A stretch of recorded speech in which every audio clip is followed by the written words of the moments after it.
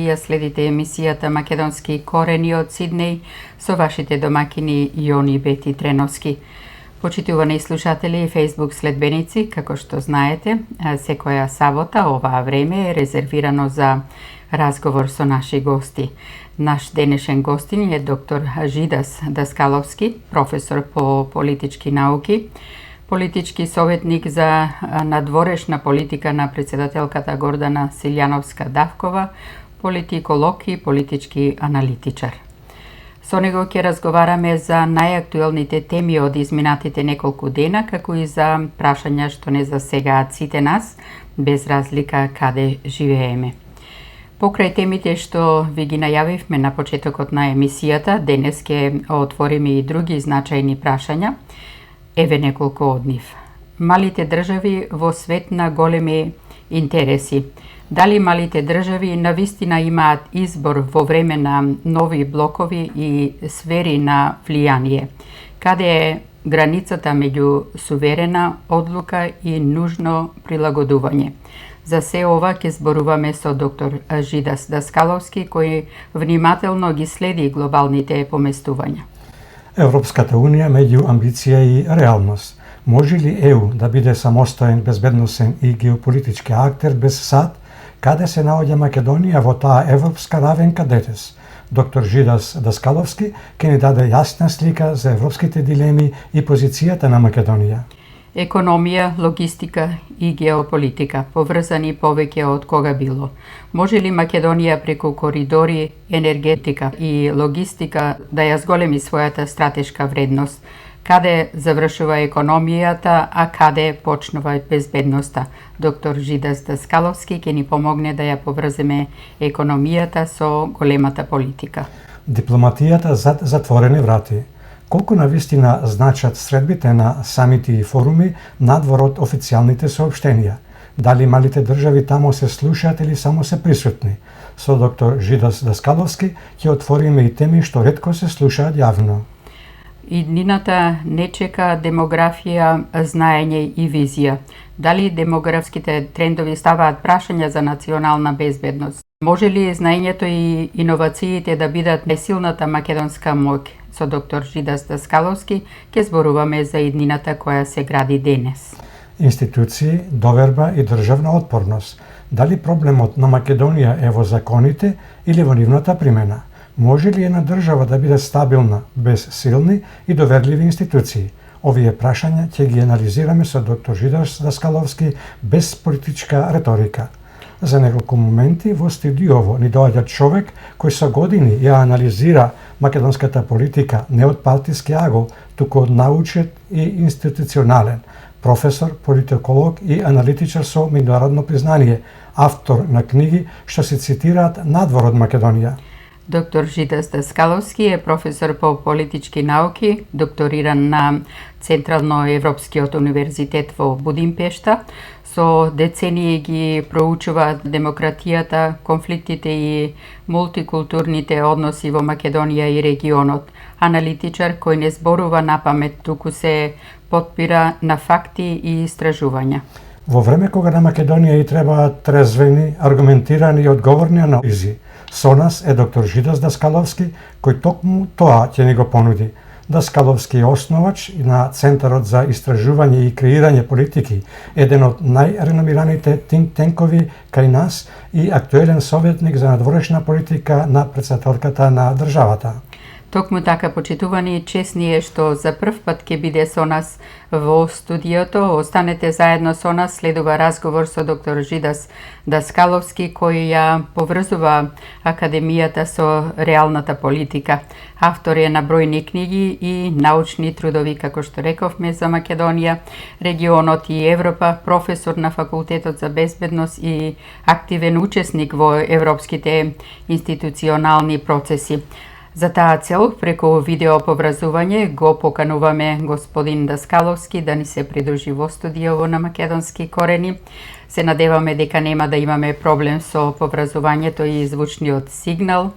Ако е така, господине Даскаловски, добро утро и добро дојдовте за прв пат овде на Македонски корени. Добро утро, благодарам за поканата, кажувам, се надам ќе имаме интересна дискусија. Така. Средава Милија.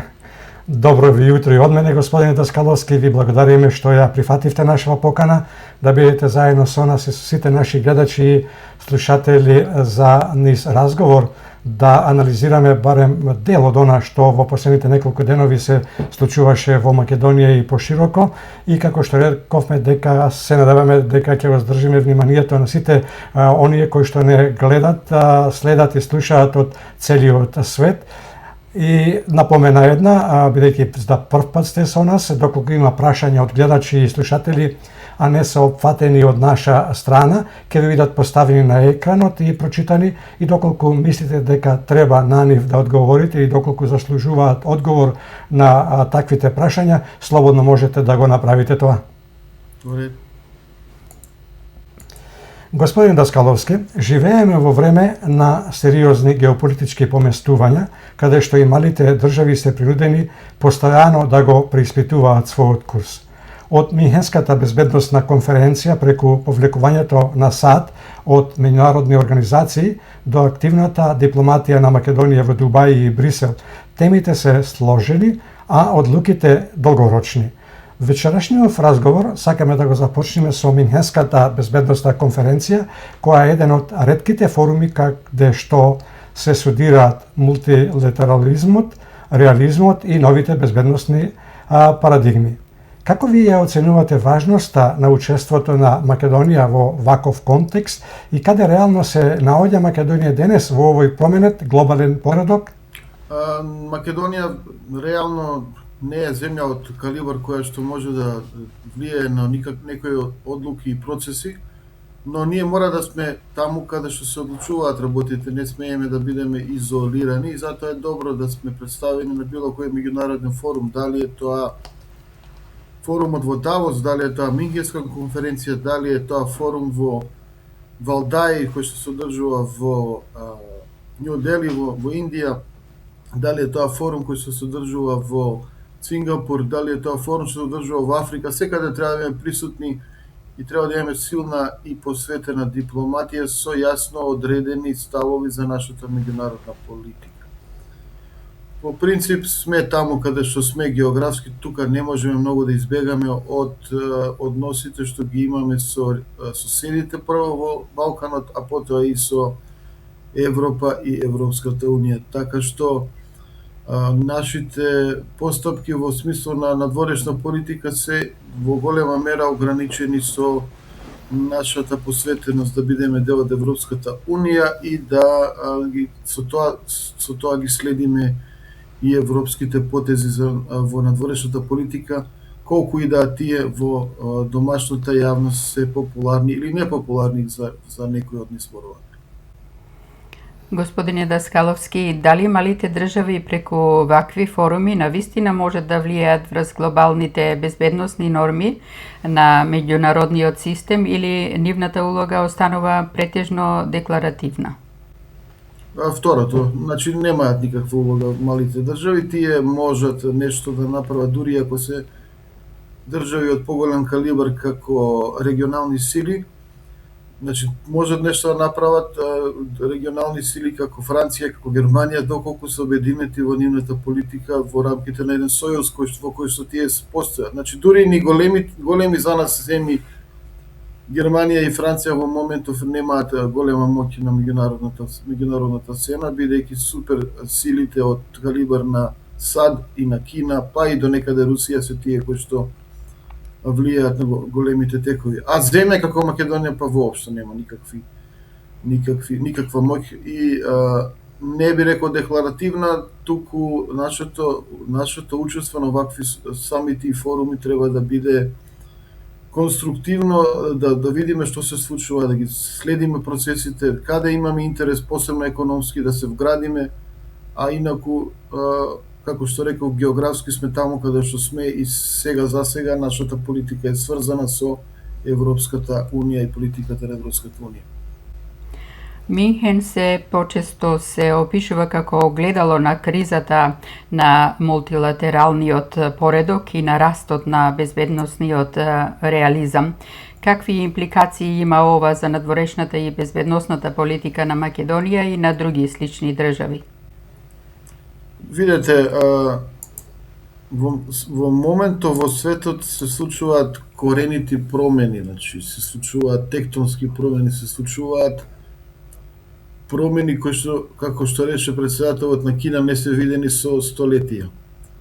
Она што е јасно дека поредокот каде што САД е на некој начин се синхронизирани со своите партнери во остварувањето на своите цели и тие ја следат надворешната политика на САД, која што се заснова пак на наративи и на рационални вкоренувања на нивните постапки на база на меѓународно право или на некои меѓународни принципи, веќе не постои.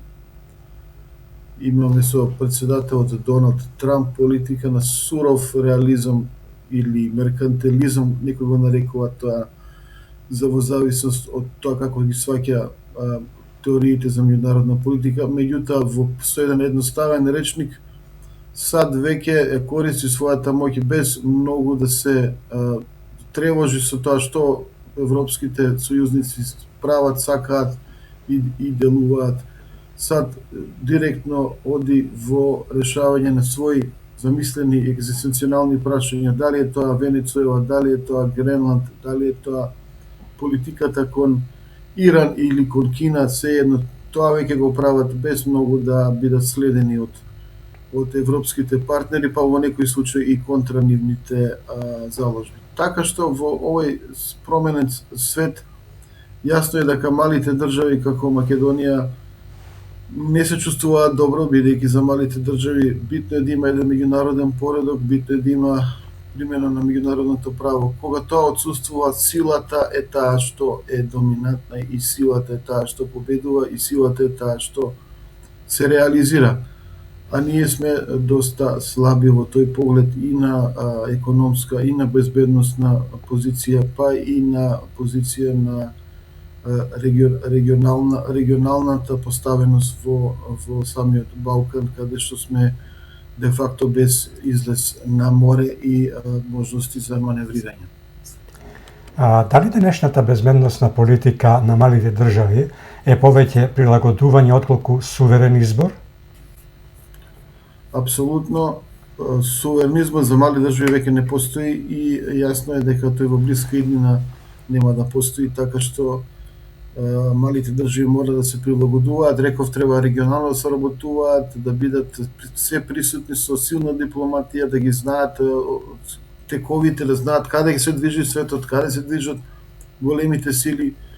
Во идеални некои околности малите сили можат економски барем да балансираат во однос на големите економски гиганти Кина и САД, но без да имаат различни политики, надворешни политики од таму каде што се во тој регион каде што припаѓаат. Вие во овој регион каде што сме ние не можеме едноставно да имаме надворешна политика која што е вон тековите на Европската Унија или пак во некој погенерална смисла на Западот, вклучувајќи ги тука и САД. Во други региони, да речеме, Југоисточна Азија, земјите тешко може да си дозволат да имаат политика која што е различна многу од хегемонот во тој регион, тоа е Кина. Мора предпазливи да бидат, се разбира дека некои од нив како Филипини имаат безбедносни потреби кои што ги наплатуваат, кои што ги земаат, кои што ги користат од страна на САД, но и тие мора да бидат балансирани во однос на моќта која што ја проектира Кина во тој регион. Значи, земјите во Централна Азија исто така се жртва на својата географија, тие не можат толку лесно да маневрираат независно, туку мора да се приклонети кон политиката на двете суперсили во тој регион Русија и Кина. Иако САД се обидува нешто направи таму, сепак тие се предалеку за овие земји да можат едноставно да се приклонат кон политиката на Вашингтон. Значи, во политичка смисла, регионот ви одредува моментално политиката што ја водите. Вие економски се разбира најубаво и најпаметно да имате диверсификација и да водите мултивекторна политика, да едноставно да користите и ресурси, користите и трговија, користите и извоз во земји кои што се и подалеку од вашиот регион, но за тоа ви треба вешта дипломатија. Примерот е Македонија, која што значи моментално е економски сврзана со ЕУ, меѓутоа треба да направи диверсификација, треба да ги расшири своите пазари за фирмите во регионот на Турција, Блиски Исток, па и подалеку. И на некој начин оваа влада и се труди тоа да го направи. Сега беа во Дубај и се видуваат нешто шекој во таа насока. Во услови на геополитичка нестабилност, каков безбедносен идентитет треба да гради Македонија? Стабилизатор, посредник или лојален сојузник? Видете, значи, како што до сега зборувавме, ние сме премногу мала земја да можеме да бидеме, да проектираме некаква безбедностна моќ во регионот, па и пошироко. Ние едноставно треба да имаме контрола над состојбите внатре, на трешната безбедност, во смисол на она што го работи полицијата и службите кои што се против странски мешања и влијанија. Во однос на војската и армијата, ние сме регионално поврзани со Бугарија, Грција, Албанија, Црна Гора во НАТО, така што реално земено таму ни е местото и таму во тие процеси, процедури и информации треба да се движиме. Едноставно ние немаме избор, како што да речеме имаат земји кои што се обидуваат да се позиционираат помеѓу големите сили, помеѓу големите воени блокови, например Србија, која што не е дел на НАТО, сака да биде дел на ЕУ. Па дури и Турција, која што е дел од НАТО, меѓутоа на некој начин води неутрална надворешна политика. Може ли форум како Минхенскиот да биде катализатор за долгорочна визија на Македонија? Не, долгорочна визија на Македонија се прави тука. Таа се прави од најголемите умови кои што ги имаме, се прави треба да се прави во соработка на владата и стопанството, владата и синдикатите, владата и универзитетите, владата и интелектуалната елита, владата и диаспората, и кога таа ќе се одреди, потоа може да се презентира на разни форуми, на разни меѓународни безбедностни форуми, но и меѓународни трговски и економски форуми, бидејќи нашата иднина е зависна од економскиот развој, развојот кој што гледаме минативе децении е многу бавен и несоодветен за тоа што треба да бидеме и каде треба да бидеме како Македонија и како македонци. Господине Даскаловски, ќе преминеме на друга тема која се уште е актуелна бидејќи е во процес и не застарува. Станува збор за одлуката на Доналд Трамп сад да се повлечат од околу 66 меѓународни организации, тела и договори. Ваквата одлука се толкува како сериозен удар врз мултилатерализмот. Дали сме сведоци на длабока трансформација на меѓународниот поредок воспоставен по Втората светска војна? Да, апсолутно сме сведоци, јас тоа веќе и почнав да го кажувам. Едноставно, со доаѓањето на Доналд Трамп на власт во САД се менува приказната, се менува играта, меѓународниот поредок се менува, во принцип веќе правилата не постојат. Знаете како тој уште во првиот мандат имаше одредени мерки контра Кина кои што наговестуваа дека САД нема да се вмрежени во меѓународниот поредок за економија, слободна трговија. Значи во принцип со тој така да речен Liberation Day, каде што стави царини, тарифи што ги на англиски што се кажуваат на многу земји во светот, само се докажа дека за него и за Америка веќе слободната трговија и меѓународната организација WTO е небитна и неважна. Значи во принцип либерализмот на меѓународно поле, во меѓународни односи тежнео, барем од 90-91 со распадот на комунизмот се тежнео кон тоа да се воспостави слободен пазар и правилата да бидат такви да може слободно да се тргува во светот, и Светската трговска организација беше механизам за во случај кога има конфликти да се разрешат, меѓутоа и механизам како да се поспешува подобрува таа слободна трговија. Такво нешто веќе нема, значи со постапките на Соединетите американски држави. Тоа е веќе еден индикатор. Вториот индикатор е она што се случи во принцип кога Русија нападна Украина во 2022 година. Тие си имаат свој, се разбира, наратив, своја приказна и своји безбедносни причини зашто го прават тоа, меѓутоа на некој начин го прекршува меѓународното право со напад на суверена држава. Некој ќе каже дека тоа исто да се случи и со нападот на САД на Ирак, меѓутоа таму имаше друга поставеност резолуција на Обединетите нации. Некој ќе каже дека имаше проблем со нападот на НАТО врз СРЈ, односно Србија, главно и Црна Гора, каде што исто се делуваше вон правниот поредок. Меѓутоа, ако тоа беа некои исклучоци во минатото, сега веќе меѓународниот поредок и гаранцијата за мирно разрешување на конфликти не постои, каде што гледаме дека Доналд Трамп го киднапира председателот на Венецуела Мадуро и каде што делува сосема независно во однос на прашањето на Иран и нивната нуклеарна програма. Во принцип не може да бидеме најасно што тој размислува и што тој ќе направи без да биде почитувана процедурата во Обединетите нации во Советот за безбедност за вакви итни ситуации.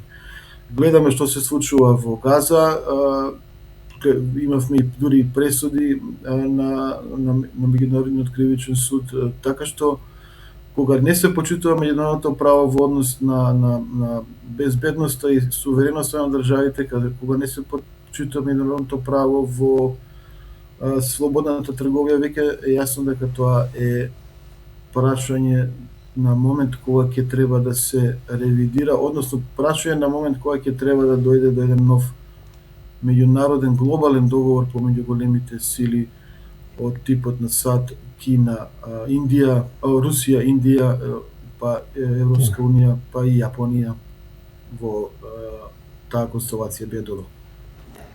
Дали ова не приближува кон свет во кој повторно доминираат сила, интерес и сфери на влијание наместо правила и институции?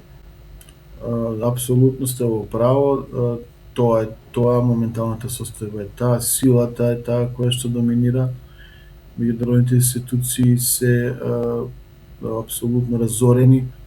Дури и она што требаше да биде грижа за целото човештво, а тоа е загаденоста и климатските промени, е под знак прашање. Видовме дека Доналд Трамп ја извади САД од Парискиот договор, впрочем, како што и вие споменавте, тој ја извади САД и од други меѓународни договори и агенции на Обединетите нации, со тоа фактички повторно даде еден страотен удар на меѓународниот поредок, како што го знаеме по Втората светска војна, кога беше создадена Организацијата на Обединетите нации.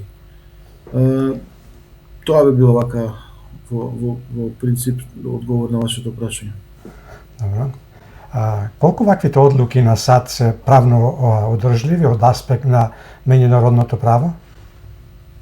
Тешко дека може да се каже дека се правно одржливи, меѓутоа во такви времиња живееме што, како што реков, додека не се воспостави нов глобален меѓународен поредок од големите сили, ние ќе лутаме и нема да можеме да знаеме, посебно како мала земја, кон што треба да се приклониме, што треба да почитуваме, а што треба да игнорираме.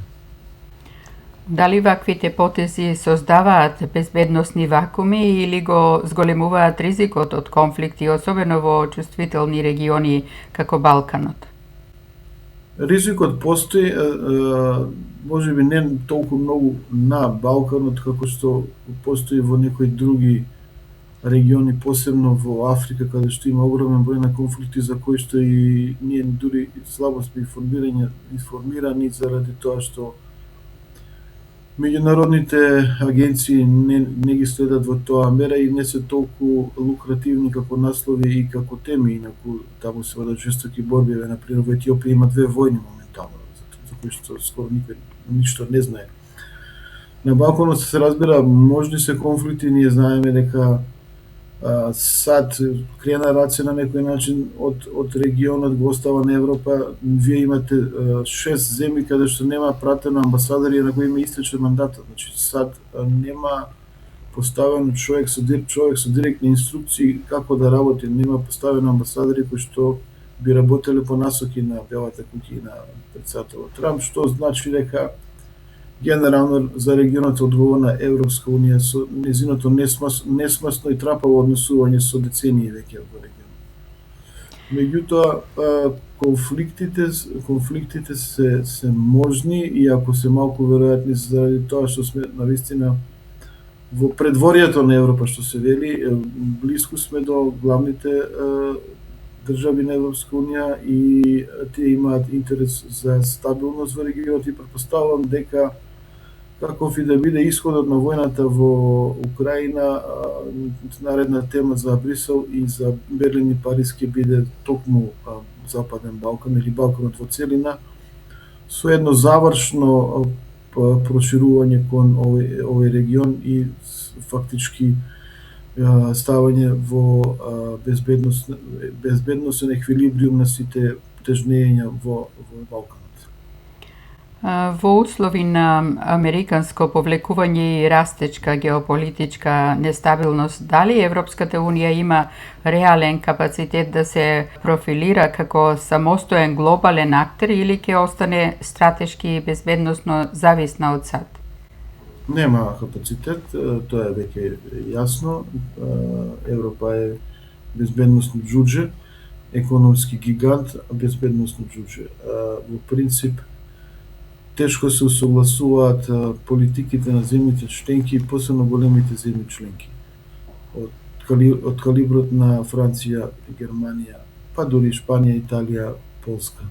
Секоја си има своја политика за безбедност, секоја си има своја политика за наоружување, секоја си има своја армија, значи тука не станува збор за еден федерален систем со една армија, станува збор за расцепкани војно-безбедносни капацитети кои што се слабо координирани и всушност тука лежи и голем дел од проблемот, бидејќи во теорија би можеле европските држави да издвојуваат средства со кои што би се купувале, односно би се создавале, граделе, би се правеле воени орудија во Европа, во европски фирми кои што би биле заеднички за сите. Значи, например, вие имате неколку типови на воени авиони, бомбардери, ловци на авиони, а би можеле во теорија да имате еден. Вие имате различни видови на транспортери, различни видови на тенкови во Европа произведени од различни држави, а во принцип би можеле доколку се договорат да имате еден.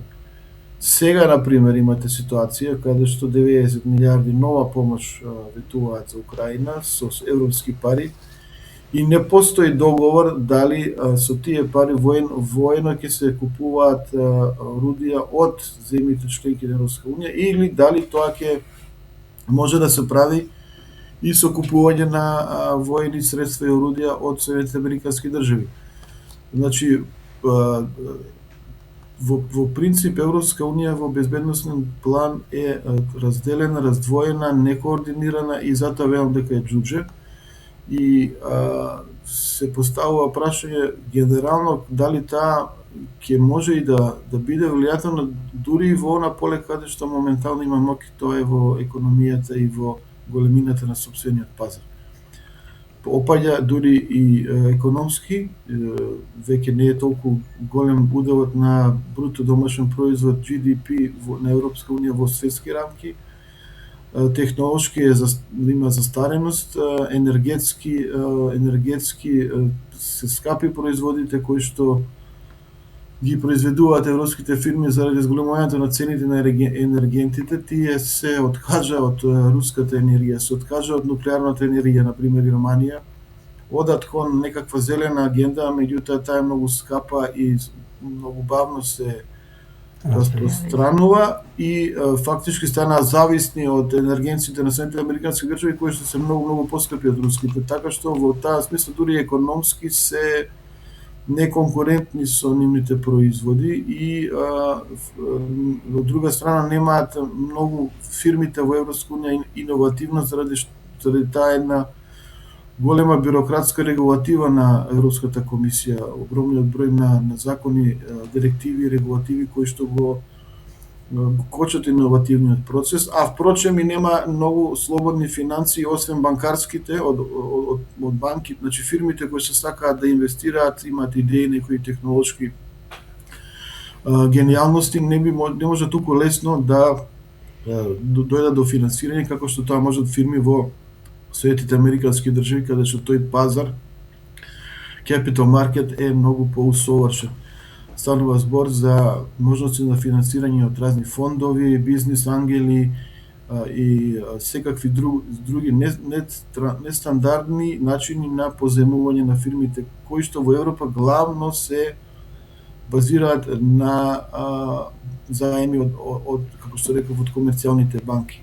Нема заеднички пазар на капиталот во Европска унија, тоа се уште го разговараат, меѓутоа гледате со еден таков конгломерат на интереси, држави со различни интереси, еден конгломерат со 27 земји членки кои што тешко се договараат, Европа не може да биде толку конкурентна како што е најголемата економија во светот моментално, Кина и САД, најголемите економии Кина и САД.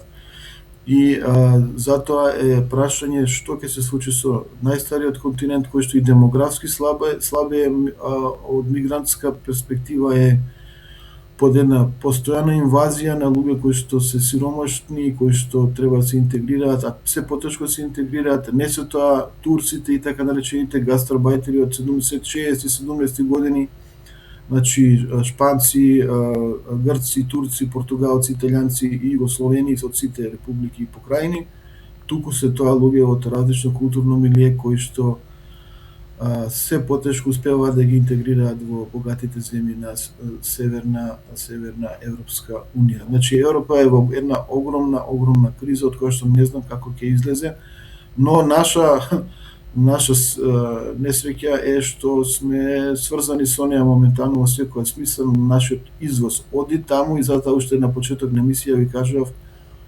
добро е да можеме економски нашите капацитети да ги сврземе и во поширокиот регион на Турција, на Блискиот исток и Индија и подалеку. Како што ви објаснував, политички не можеме да избегаме, не тешко дека можеме да имаме нека самостојна политика, таа е што ја е, но економски би требало да развиеме односи како еден вид на резервна опција во иднината, бидејќи вие не може да се раководите со фирми во Македонија кои што се главни извозници, а се всушност испостави на германските фирми. Значи, ризикот е преголем, бидејќи Германија е во голема економска криза, дека ако тие ви пропаднат, ќе имате огромен број на нови невработени и огромен број на други фирми кои што ќе поврзани со тие германски ќе пропаднат. Затоа кажам, убаво е да диверсифицираме економијата. Од аспект на уставната улога на претседателката во надворешната политика, дали ваквите глобални промени бараат преиспитување на нашите дипломатски приоритети и алатки? Видете, нашиот систем, политички систем е таков како што се вели полупредседателски и во принцип многу од активност, многу од надворешната, па и домашната политика може да се делува ако сте председател и ако имате волја и агенда тоа да го правите. Значи, сме имали ситуации каде што председателот е доста активен и е фактор на политичката сцена. Сме имали ситуации каде што председателот е апсолутно пасивен, на некој начин поклопен од владата и нема своја силна независна политика и е во координација со владата. И битно е дали председателот е избран од истата партија од која што е владата исто така. Значи имаме периоди на кохабитација каде што е природно председателот да води своја политика, па дури своја надворешна политика. Но јас ви кажувам дека имало ситуации каде што председателот е од истата партија или е близок на партијата што е во владата, а води своја надворешна политика која што е релативно независна. Вие ако се сеќавате барем во вториот мандат доста беше дискутирана политиката на председателот Ѓорѓе Иванов. Имаше 2 мандати како председател. Во едниот беше доста активен, беше и доста популарен на меѓународни форуми и доста добри односи билатерално направи и со Ердоган, и со шеикот од емирот од Катар, и со многу други земји, дури беше и добро примени во Кина и во Казахстан и така натаму. Значи, во принцип, работата е дали председателот има желба, волја, агенда да води самостојна надворешна политика или не. Не велам дека е лошо или добро, едноставно таков е политичкиот систем. Сега ние сме во ситуација председателката и владата да се синхронизирани, така што имаме една надворешна политика, немаме двојби, дилеми, два погледи на светот. Видете, Хрватска, например, председателот има апсолутно независна надворешна политика во однос на премиерот. Таму се од две различни партии, додуче, меѓутоа таму станува збор за апсолутно две различни надворешни политики. Во Бугарија, пред да се повлече овој Румен Радев, имавме председател кој што водеше апсолутно независна надворешна политика од владата, а таму се сменија влади и лева и десна, и лево-десна, и лево-централна и така натаму. Значи, без разлика каква влада имаше, тој водеше независна политика. Така што во принцип во минатото сме имали ситуации и Борис Трајковски да биде дури во последните години пред да загине во авионската несреќа, да води и политика надворешна која што беше контра владата. Политика на владата, да. Сега ви велам, имаме координирана политика на премиер, МНР, министер на надворешни работи и председател. Господин Дацгаловски, ќе се префрлиме на една друга тема. Министерот за одбрана Владо Мисајловски за време на самитот за вештачка интелигенција во воениот домен оствари средба со неговата колешка, министерка за одбрана на Кралството Шпанија Маргарита Роблес Фернандес. Дали ова значи дека Македонија постепено се позиционира како активен, а не само формален партнер во новите безбедносни политики на НАТО и ЕУ? Не знам ние што може да понудиме во таа вештачка интелигенција, сепак таму станува збор за огромни суми на инвестирање, ако знаете колку има инвестиции во вештачка интелигенција во двете водечки земји, Кина и САД, ќе биде јасно дека сите други земји немаат апсолутно никаква шанса тука да се истакнат, промовираат.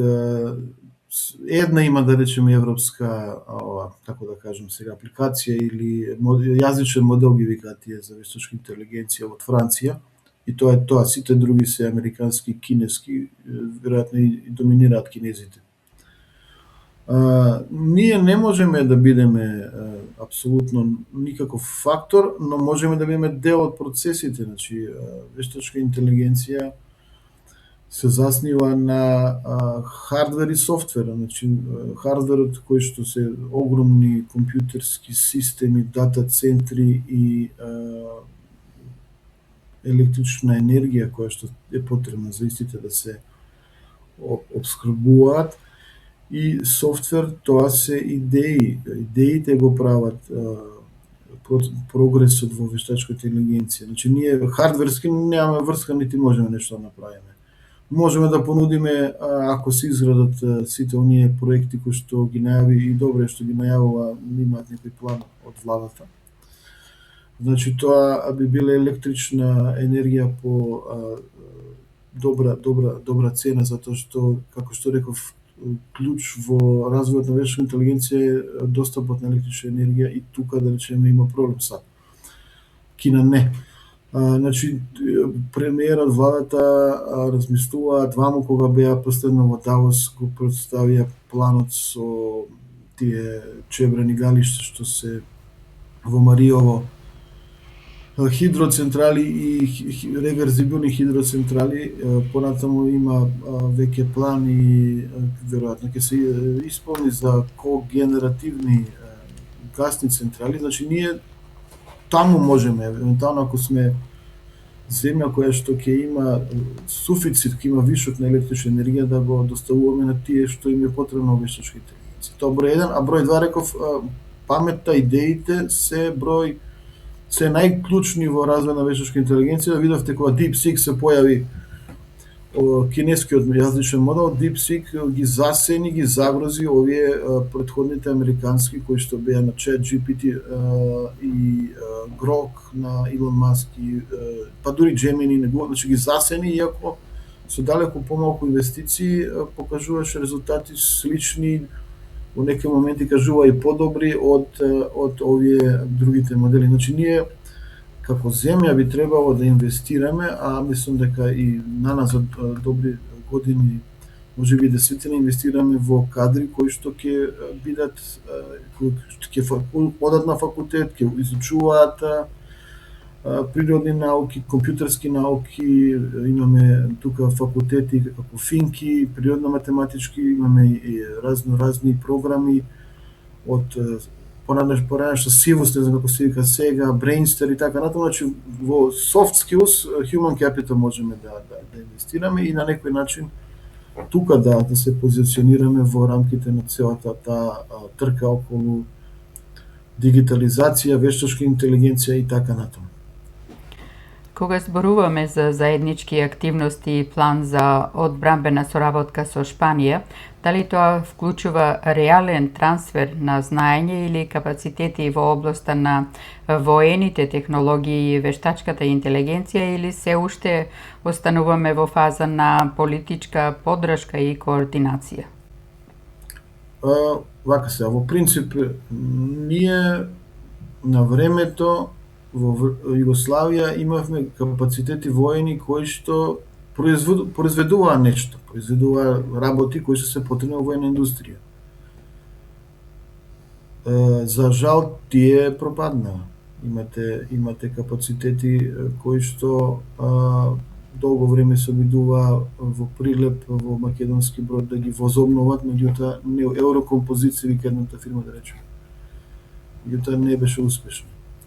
Други земји од бивша Југославија, како Србија или Босна и Херцеговина, ги задржаа некои тие комбинати, војни комбинати, и сега произведуваат и извезуваат и имаат одлични економски бенефити. Значи, вие сега во оваа војна со Украина, ако може да произведувате такви големи гранати од калибар 122 мм, имате клучот за економски просперитет. И тие тоа го прават. Значи, ние владата најави дека ќе ги повторно активира тие капацитети, повторно во смисол дека со некаква помош од владата ќе се возобноват, и тоа ќе биде добро. Ние ќе имаме некој вид дел од војна индустрија која што ќе биде и битна за нас, ама ќе биде и битна во таа некоја извозно-економска компонента.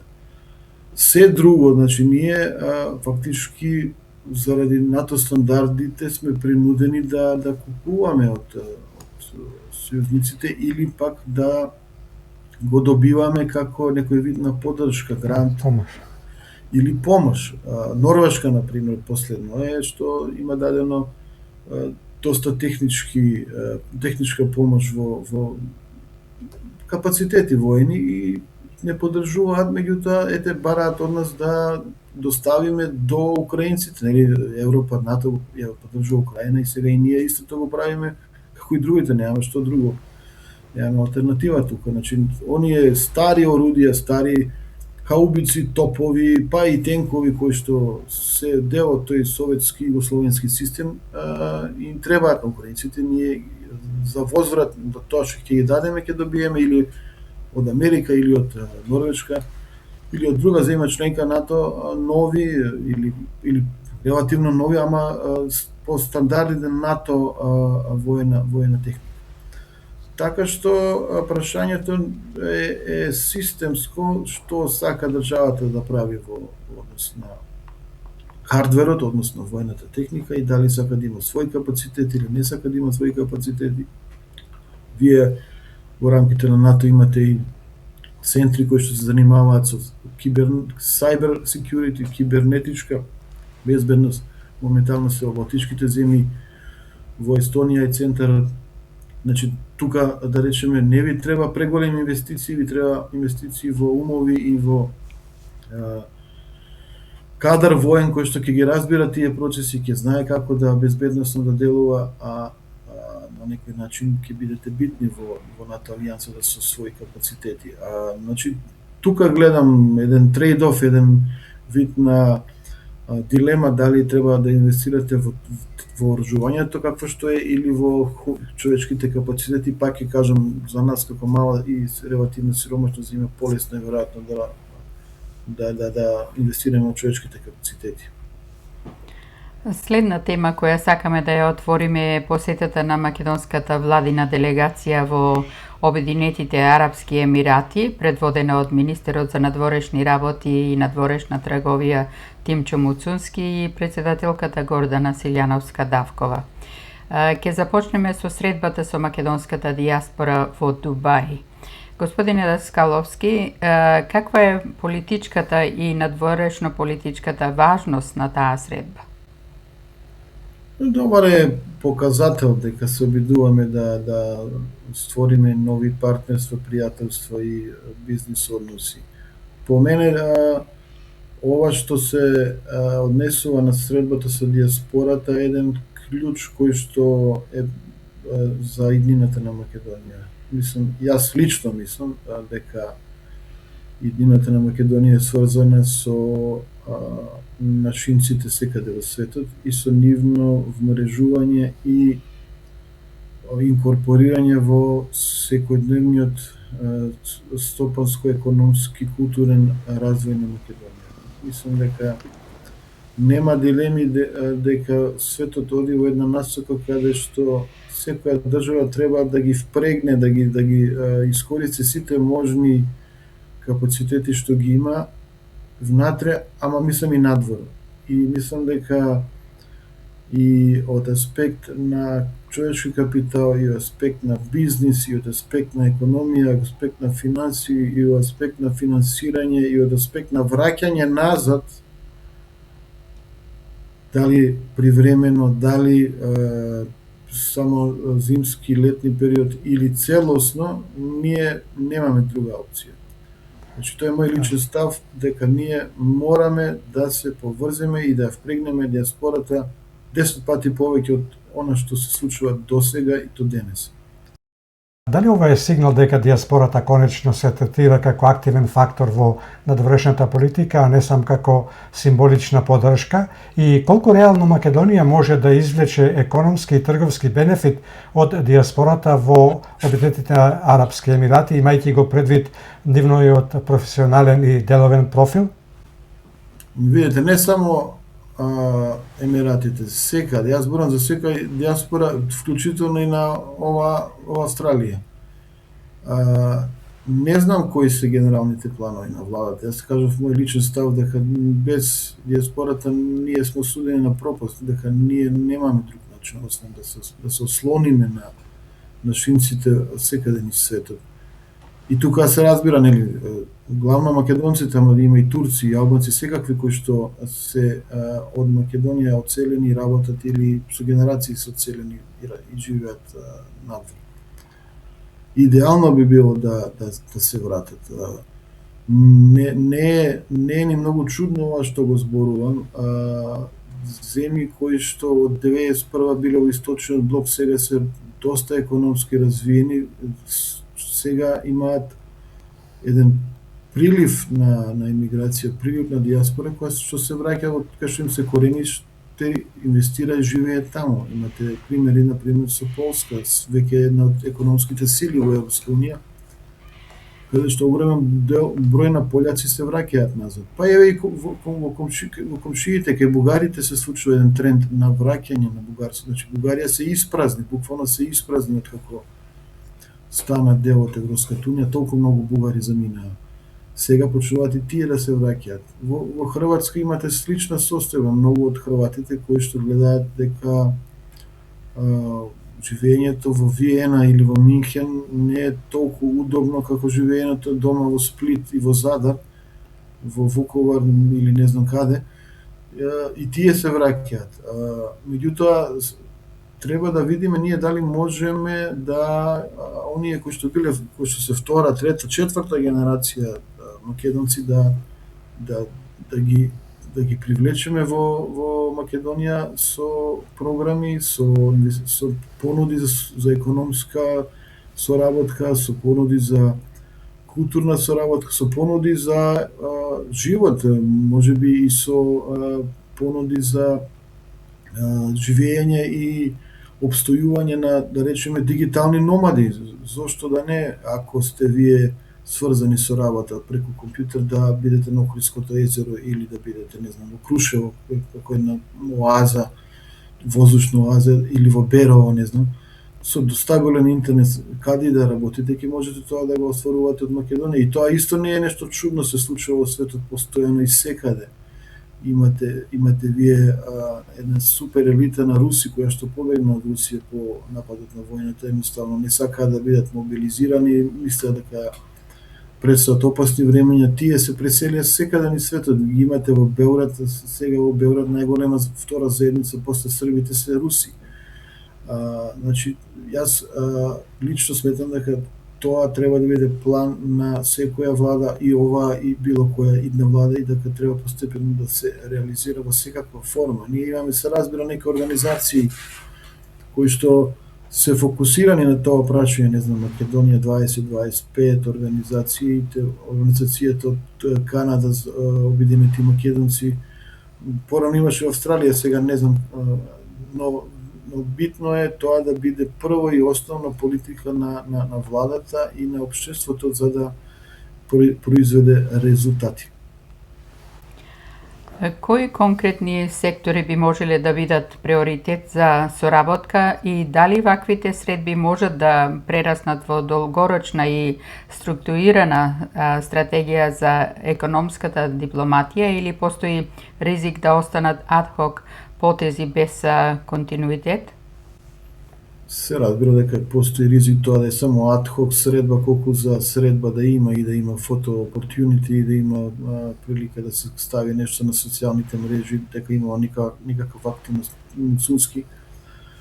Тоа е ризикот, се разбира, меѓутоа суштината е таа да вие мора да размислувате во секое поле тие луѓе да ги впрегнете и да ги мотивирате да се вратат, или дури ако не се вратат, да работат со Македонија. Значи, без разлика, сега сме во 2025, не мора да сте физички присутен, да имате фирма и да работите во Македонија. Што е, например, битно за тој регион тама, е Дубај. Меѓу другото битно, што тие немаат вода. Ние имаме вода, секакви фирми произведуваат вода. Зошто да не се извезуваат таму вода? Немаат ништо од таму од типот на зеленчуки и овошје. Зошто да се продава во Дубај јаболко од Полска, кога нели во Ресен имаме јаболко? Значи, сакам да кажам, секакви можни идеи треба да се подржат. Тоа зависи од луѓето таму. Некој отишол таму со работа во меѓународни корпорации, некој консултант за здравство, консултант за не знам што, консултантот за здравство сигурно работел на проекти кои што се многу битни и кои што човек може да биде искористен во реформите на било која влада која што ветува нов клинички центар во Штип, нов клинички центар во Скопје и така натаму. Тоа не се работи само со волја и пари од буџетот кои со знаење, и затоа верувам дека може да се искористат сите капацитети. И мора да, според мене лично, мора да се искористат сите капацитети на нашинците секаде на светот. Дали и како улогата на претседателката и Министерството за надворешни работи може да гарантира конзистентност во ваквите иницијативи? Видете, секој си има своја програма. Кога дошол на власт, премиерот имал владата, коалицијата имале програма. Министерот е дел од Министерството на дворешниот дел од таа владина програма. Таму се одредени смерниците што мислеле да направат и што треба да направат. Треба да се држат за збор. Ако стои во програмата дека ќе развиваат односи со диаспората, треба да се држат за збор. Исто за претседателката или било кој да е претседател, утре некој друг ќе биде. Значи, доаѓате на функција со одредена програма. Таму има делови кои што кажуваат ќе направите совет за сработка со диаспората. Направен, не е направен. Проверете си сами. И вие таму, и вие и ние тука. Значи, гаранциите се јавноста која што ќе треба да бара отчет, ќе треба да бара резултати. Ако вие сте рекли, сте се обврзале и рекле ќе направиме ова или она, ќе соработуваме со диаспората, а не го правите, јавноста треба да знае. Ќе се упати критика, ќе се упати жестока критика ако треба, и потоа ќе бидат веројатно или принудени да го направат тоа што го ветиле, или ако не го прават ќе бидат принудени да се заминат во политичка историја со вдоаѓање на нови други луѓе на функции. Така. Во рамките на посетата, министерот за надворешни работи и надворешна трговија Тимчо Муцунски заедно со вице-премиерот и министер за надворешни работи на Обединетите Арапски Емирати, шеикот Абдула бин Зейдин Ал Хајхар, потпишаа меморандум за разбирање меѓу владата на Република Македонија и владата на Обединетите Арапски Емирати за размена на искуства во областа на развојот и модернизацијата на владата.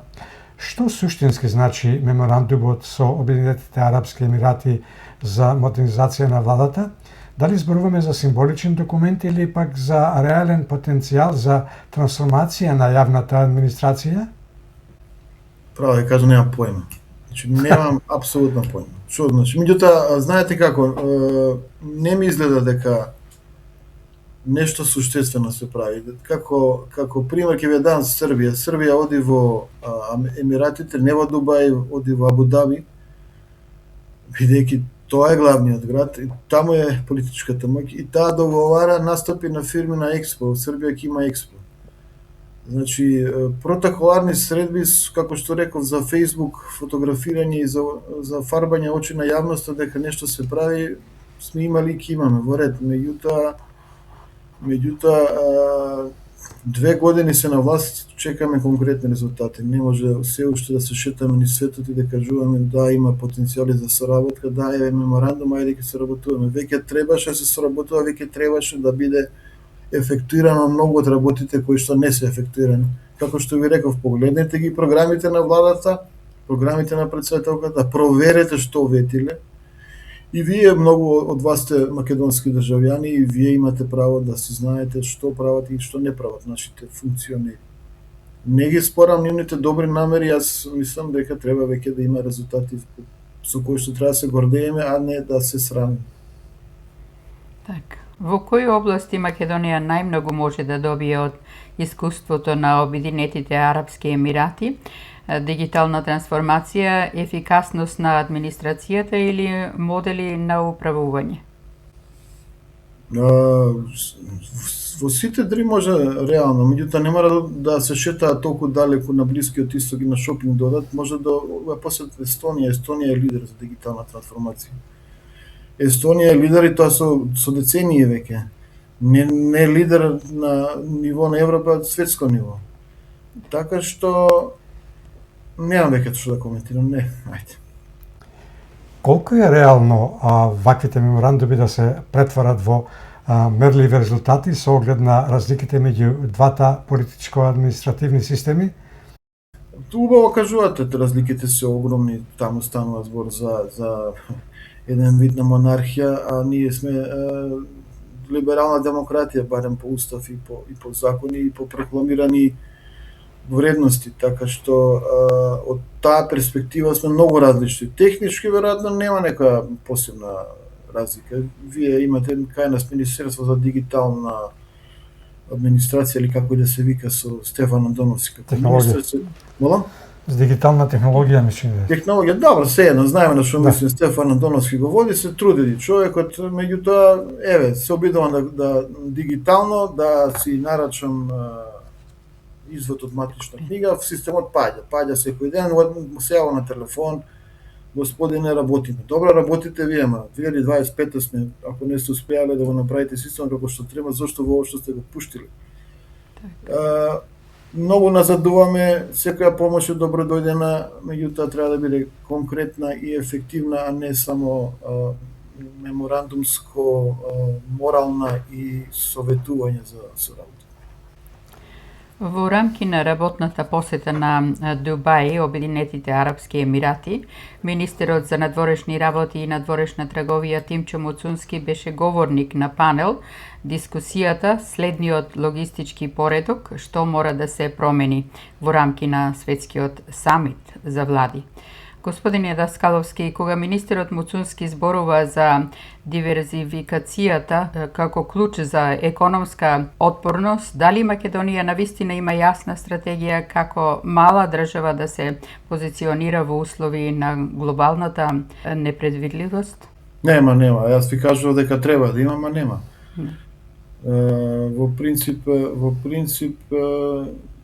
немаме фирми шампиони, немаме фирми кои што би биле мотори на развој, немаме фирми кои што се регионално добро поставени, па камоли пошироко. Знаете кои се најбогатите македонци и најбогати фирми? Мислам од Република Македонија сега во светот и ми побогати се разбира. Па кажете, вие повеќе ги знаете, таму сте. Не, ако знаете добро, ако не, еве ќе ви кажам, Алкалоид Скопје, ИГМ Трейд, Скопска пиварница, тие се некои фирми кои што регионално зборувам за бивша Југославија, не е нешто пошироко. Тоа се фирми кои што, како да ви кажам, Алкалоид е фирма која што нема некој препознатлив, освен кафетин, производ во регионални рамки. И диазепам. Да. Има потенцијали, меѓутоа ако сте вие задоволни со успехот внатре во Македонија и не ви значи дека треба да се развивате подалеку, ништо не сме направиле. Имате фирми во регионот кои што се обидуваат светски да успеат. Па за Римат сте слушнали, хрватски предприемник кој што прави автомобили. Да. Електрични автомобили. Да. Тоа е визија која што е вон стандардните наши визија. Инаку вие да произведувате лекови да им ги продавате на бабите и дедовците во Македонија и од тоа да сте богатите, тоа не е нека посебна филозофија на успехот. Или по Скопска пиварница имате лиценца со Кока-кола и продавате Кока-кола на тинеџерите и на генерација Z. Пиво скопско, едно сте успеале, друг бренд никако да успеете да промовирате. Сакат да го потврдат тоа на едно скопско и се е можно. 100% скопско и се е можно, ама тоа се, како да ви кажам, приказни за мали деца, приказни кои што се само за ова наше поднебие, никаде не успеваат на друго место. И тоа е една економска елита израсната во приватизација 90-ти години, која што на грбот на работниците што ги правеа сите тие фирми, дојде во прилика да ги менаџира, па и да ги поседува и да се богати и да ужива во погодностите со монополите што ги имаат во Македонија, кои што секоја влада се обидува да им ги прифати и да им ги овозможи и да не ги чепка бидејќи се многу силни и многу моќни.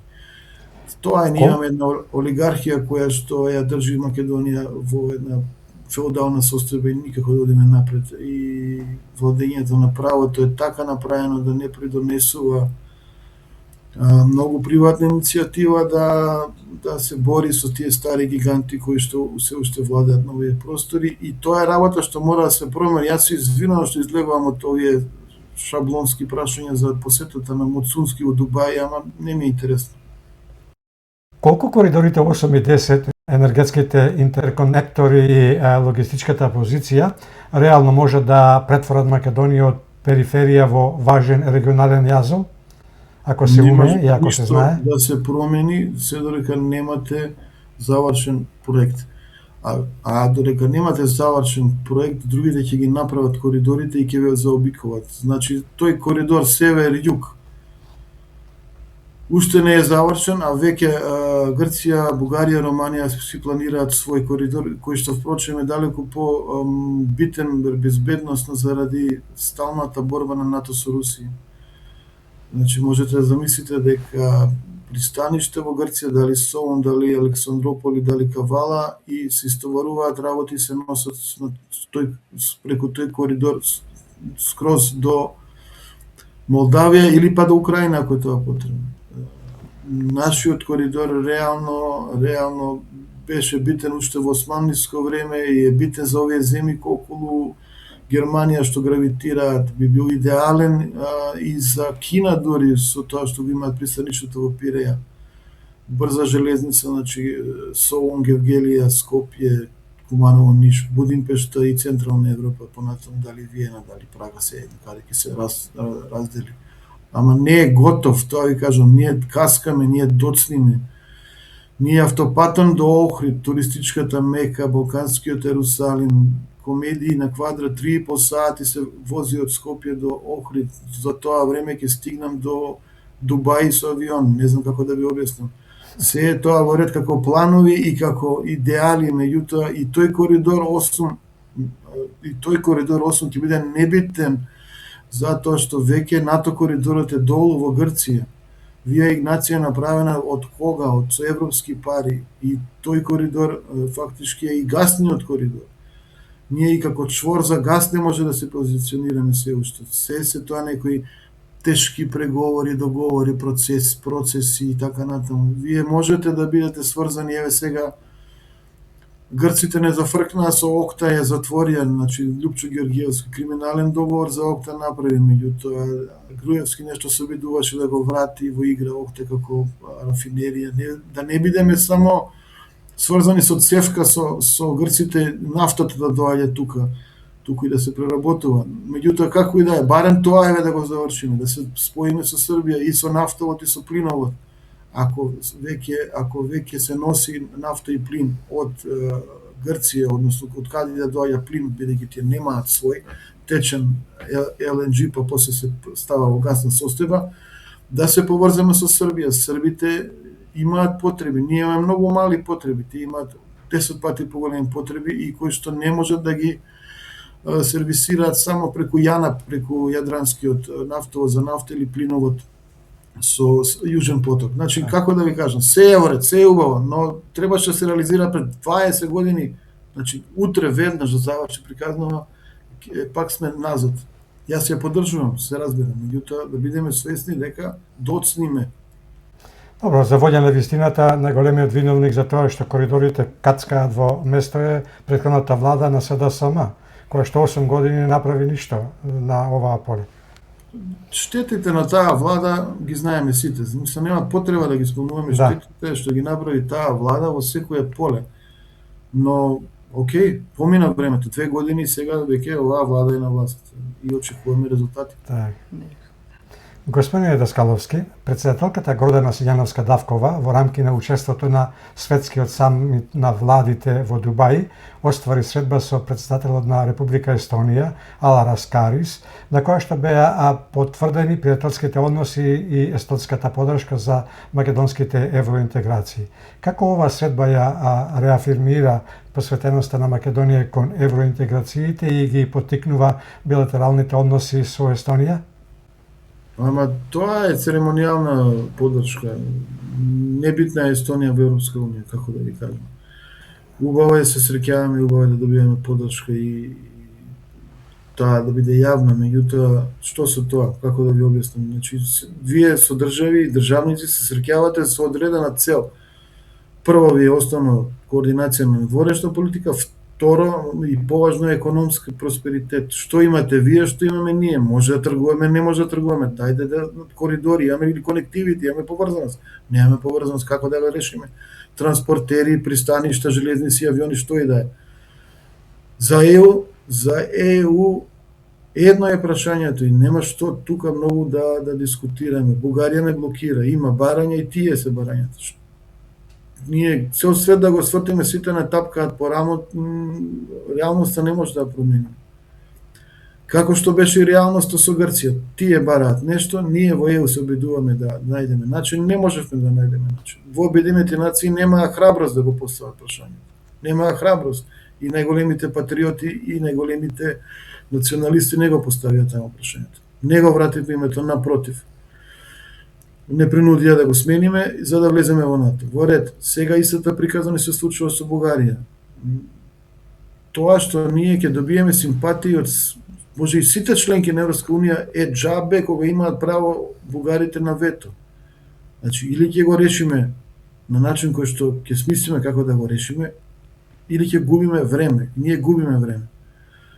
Во принцип таму проблемите се сврзани со глупавите протоколи што ги потпишала минатата влада на Ковачевски и Бујар Османи го министр на дворешни работи. Се сретнале двете влади, потпишале записници, значи minutes of the meeting, како да ви кажам, ги викаат протоколи, а всушност се обича записник, што седнавме и договаравме. Таму ни се проблемите, бидејќи во тие записници се вели дека напредокот на земјата во евроинтегративните процеси зависи од работата на заедничката комисија за историја и како и да се вика. Ова е прв чекор, ќе ги внесете бугарите во уставот, а понатаму процесот ќе се оценува врз основа на работата на комисијата. И немаме ние таму како тоа да го прифатиме. Мораме да го одбиеме, мораме да ги одбиеме тие протоколи. Владата треба да ги не да ги поништи, да каже дека не ги прифаќа.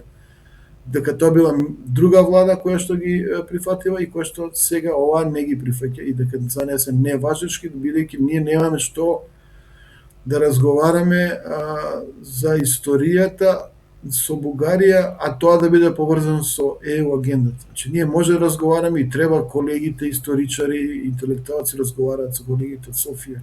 И убаво некој ден да најдат некои заеднички интерпретации, наративи, приказни и така натаму. Меѓутоа, таа работа на таа некоја комисија не смее да биде врзана со политиката.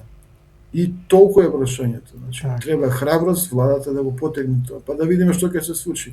Ама ова друго, чекањето да се случи чудо, нема ништо од тоа. Само ќе бидеме позаглавени и Молдавија ќе не претрка. И Албанија се разбира, и Косово ќе некој ден ќе стане дел на агендата, ние уште ќе се замараме дали бугарите ќе бидат во уставот или нема да бидат во уставот. Рековте дека овие средби не се многу важни. Вие како советник ја советувате дека овие средби не се, и ако ја советувате, значи таа не ве слуша. Долги години се знам со професорката. Јас, значи, уште времето кога се водеа првите битки во принцип за зачување на името, па овие заевци не победија, привремено се надевам. 2019 излеговме на избори, таа беше кандидат кој што требаше да успее да победи за да почнеме процедура за враќање на името. Од тогаш сум соработил со професорката. 2020 изборите, 2024 изборите, во принципи бев советник на дворешна политика во првиот транзицијски период кога и требаше некаква поддршка на луѓето што се околу неа, најблиските кои што со 3 кампањи, ви кажувам, придонесле да дојдеме до победата. Јас сега веќе формално не сум советник, но се уште сме на линија, држиме контакт и комуницираме, дискутираме. Не е работата да биде односот таков што некој советува, некој слуша. Во принцип, автономни се одлуките на сите функционери, тие треба да се обкружени и тие најчесто се обкружени, како и професорката, со добри умови кои што анализираат и кои што се консултираат и кои што произведуваат position papers, трудови, анализи и така натаму, но одлуката се разбира е незина и се разбира е на премиерот. Значи, колку и да јас, да речеме, условно земено сум близок со премиерот, колку и да можам да да направам некој став кој што сметам дека македонските интереси треба да ги почитува и дека е најпаметен во дадена ситуација. Јас не сум политичар, тој е политичар и таа е политичар. Тие донесуваат одлука. Милион фактори се, ограничувачки фактори кои што придонесуваат можеби да не изиграат така храбро како што јас советувам, како што вам ви се чини, како што нам ни се чини, како на сите нас ни се чини дека мора похрабро. Но тие имаат ограничувачки фактори, дали е внатрешно прашање во однос на партија, на владата, во партијата, изборите во Македонија, дали е пошироко прашање, дали има притисоци некои кои што тие не може да ги кажат јавно. Сеедно, сакам да кажам дека секаде, секогаш улогата на консултант, советник е да дава предлози, а тој што го има ризикот, тој што е на функција ризикува дали да ги прифати или не ги прифати, и одлуката крајно е нивна. Ке се задржиме уште малку на средбата на председателката Гордана Силјановска-Давкова во Дубај со председателот на Република Естонија.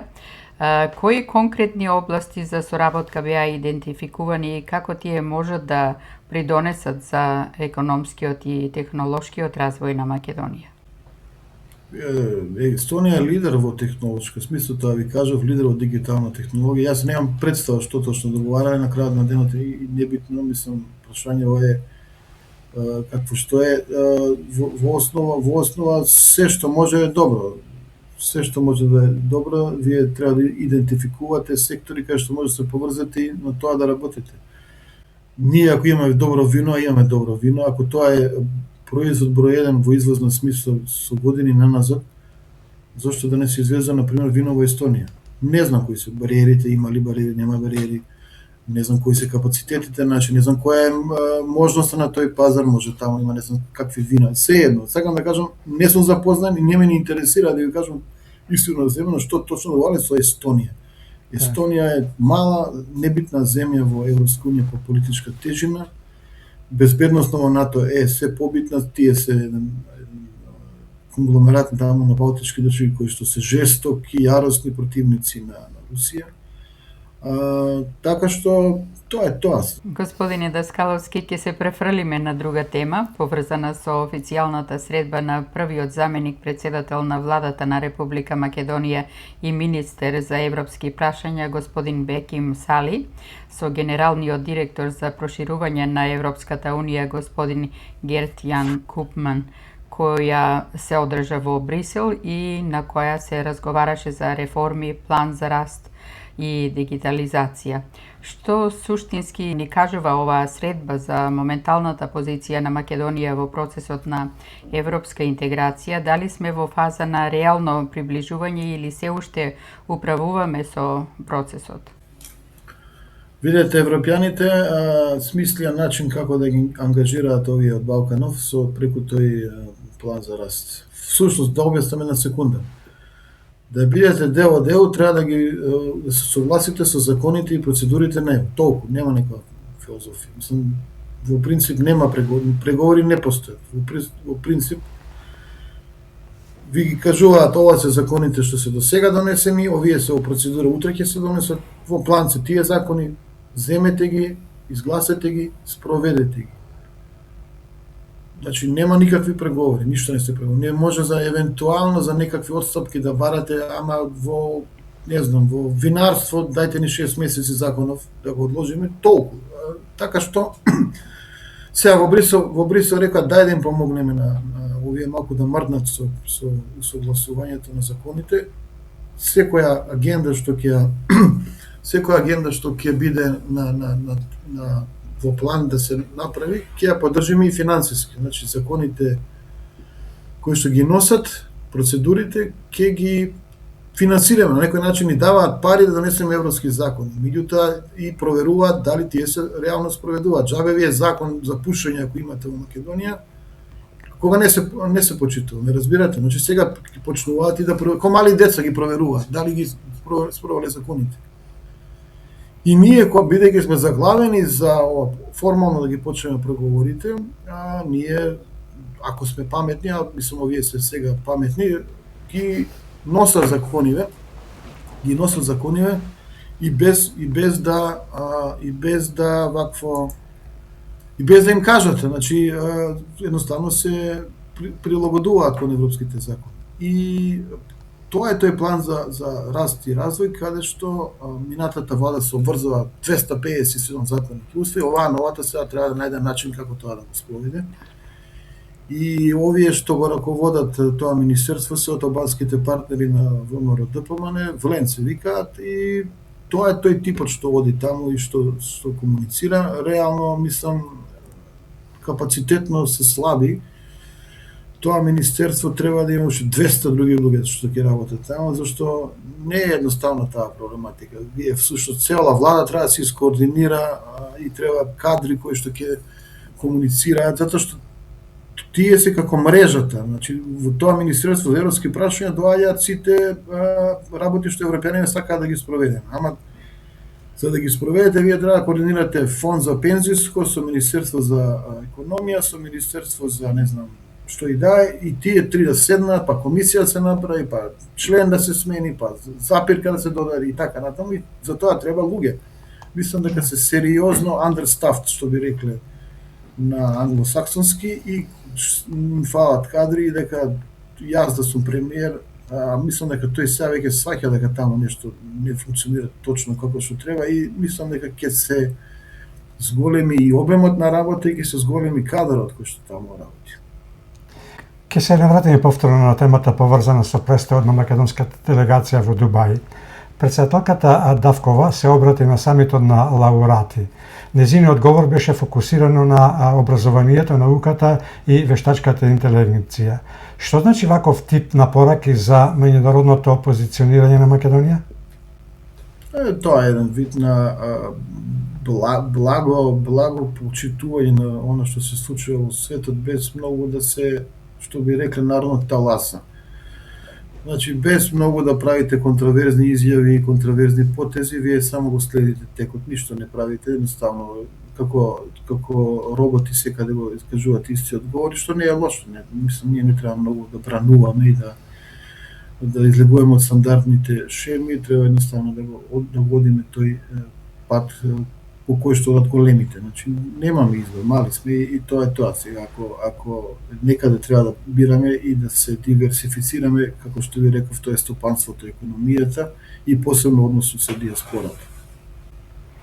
Колку ваквите визионерски пораки за реформа на образованието и за етничка употреба на вештачката интелигенција можат реално да влијаат врз домашните политички и јавната дебата? Нема, тоа е само тоа е фама, значи нема врска. Нема врска се реално со тоа се говори, кои што се ви рекол за меѓународна заедница, чисто да знаат дека нема да застраниме од патот и толку. Ние нема никаква врска со тоа прашање. Апсолутно никаква врска. Значи, што ќе зборуваме ние за вештачка интелигенција? Кажете ми, што ќе зборуваме ние за вештачка интелигенција? Има пар луѓе во окрут, има еден професор паметен.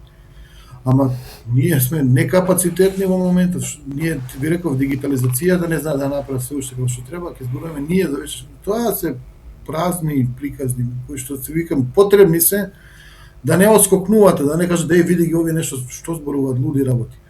Меѓутоа, далеко сме ние. Една Албанија не претркал, тие имаат виртуелна министерка имаат, така што да ви кажам. Тезата дека во науката нема мали и големи држави, туку мали и големи идеи, дали тоа е само инспиративна порака или реална шанса за мали држави да градат мека моќ преку знаење и иновации? Па зависи у кои области, сега во технички науки, во природни науки, во медицина, вие може да, и мали да сте, може да успеете. Во општествени науки, во правни науки, во економија, тоа се квази науки, како да ви кажам сега, економија е догма, таму меѓународно право е догма, и таму нема што вие да се мешате, нема што нешто многу иновативно да раскажувате и да промовирате некои нови тези, но нема, тоа е тоа. Затоа е битно да се фокусира државата на инвестирање во овие факултети и универзитети кои што се сврзани со реална индустрија, реални процеси, што ќе ни се нас илјадници, правници, менаџери на човечки ресурси, глупости. Мислам, окей, потребни се, да не испадне дека сега менаџерот е непотребен, ама инвестиција во такви кадри, владата и оваа и предходната и предпредходната сите можеле и требале да действуваат во поинаква насока. Значи, гледаме дека овие ваму во Русија произведуваат повеќе гранати отколку цело ЕУ и цело НАТО. Значи, Русија колку има GDP, Русија колку има население, колку има Европска унија или колку има НАТО GDP и население. Значи, имаат луѓето, имаат индустрија, имаат инженери, имаат производство. За жал, овој западниот свет, бркајќи го профитот, ги пресели фабриките во Виетнам, Камбоџа, Кина, Тајланд. Не многу се фокусира на реална наука, на инженерство, на производствени процеси. Сета економија е сврзана со некакви си фиктивни процеси, real estate, finance и така натаму. Значи, ние ако сме паметни, треба да сватиме што направија кинезите, што прават индиците, истата приказна направат. И да одиме по пат на брз развој базиран на реална економија, реални производствени погони, реални инженерства и реални процеси, а не на ова друго што е гола вода, што би рекло. Председателката Гордана Силјановска-Давкова во Дубај се обрати и на глобалниот форум за владини регулативи и правда. Таа испрати силна порака дека регулативата не смее да биде илузија на хартија, туку темел на доверба и функционални институции. Дали ова обраќање е обид Македонија да се позиционира како земја што ја разбира суштината, а не само форма на европското владење на правото? Да, апсолутно, се е точно. Се што кажавте е точно. Говорот е добар, тоа е тоа. Меѓутоа, само ќе потсетам. Овие говори се само во полза на тоа да не излезете од матрицата. Нешто посебно, мислам, интелектуално е точно, ама ништо посебно нема тука, што да се каже. Не сте, значи, надвор од матрицата и утабаните стази по кои што се гази. И толку.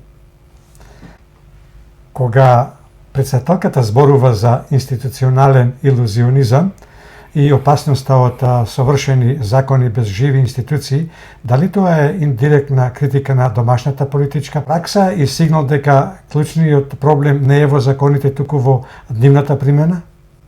Апсолутно е така. И тоа се го направи суптилно. Сега сепак координирана надворешна политика водиме и од една иста коалиција на власт не дошле, така што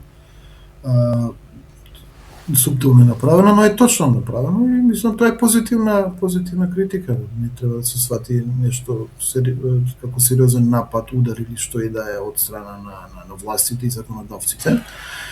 И тие само треба да прават тоа што нормални земји прават. Закони добро се спроведуваат. Толку. Председателката Силјановска-Давкова во Дубај предупреди дека Македонија се соочува со троен демографски удар, ниска стапка на наталитет, масовна емиграција и старење на населението. Кога шеф на држава ваква тема ја поставува на глобален форум, дали тоа значи дека демографијата станува прашање на национална безбедност и долгорочна државна одржливост? Да, тоа е прашање од Порто до Владивосток, од Копенхаген до Сиднеј, прашање на целиот свет, освен на Африка. Целиот свет е во страшен демографски пат.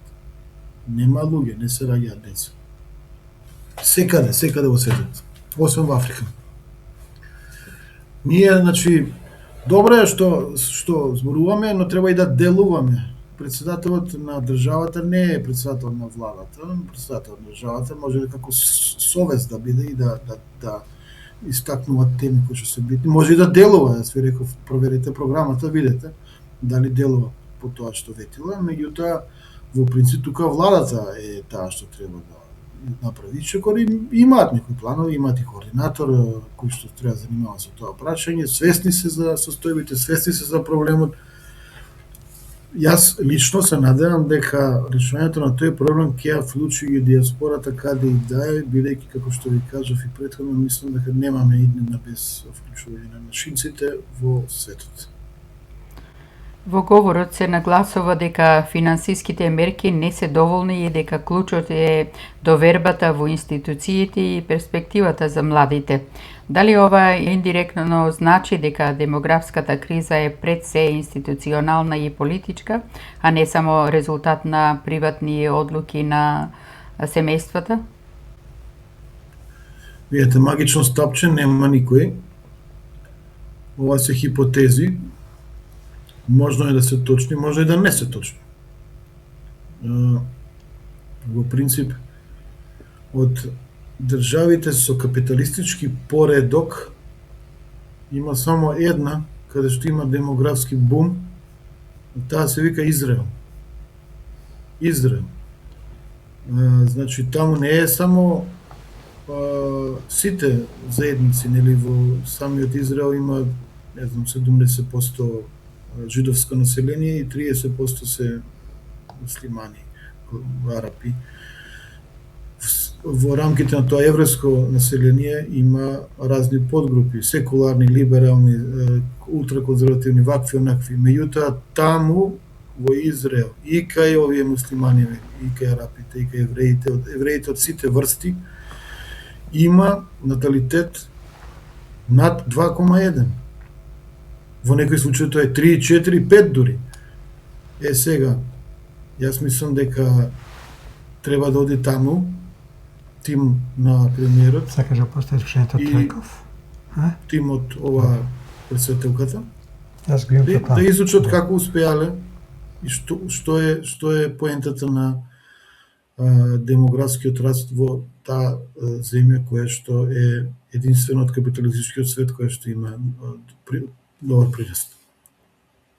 Даскаловски, ќе се навратиме на едно прашање од наш гледач, кој прашува како ги гледате перспективите на односите со нашите соседи во иднина. Господинот Столе Трајков прашува. Благодарам на Столе Трајков за прашањето. Ние имаме многу комплексни односи со соседите. Грција е стар, постојан непријател на македонството и македонците од време на балканските војни сигурно, а и претходно со андартските чети кои што доаѓаат. Едноставно нивната идеологија национална е против Македонија и македонците и впрочем скоро се што сака и може реално да остварат со Преспанскиот договор. Значи, тоа е прашање број 1 за нас и за сите наредни генерации, кое што треба да се работи суптилно, полека, ако треба да се чека момент, да се види кога и да го вратиме и името, и идентитетот, и да видиме што може да направиме за македонците во Егејска Македонија. Во принцип, моментално оваа влада не работи ништо друго освен тоа што вели дека го почитува Преспанскиот договор.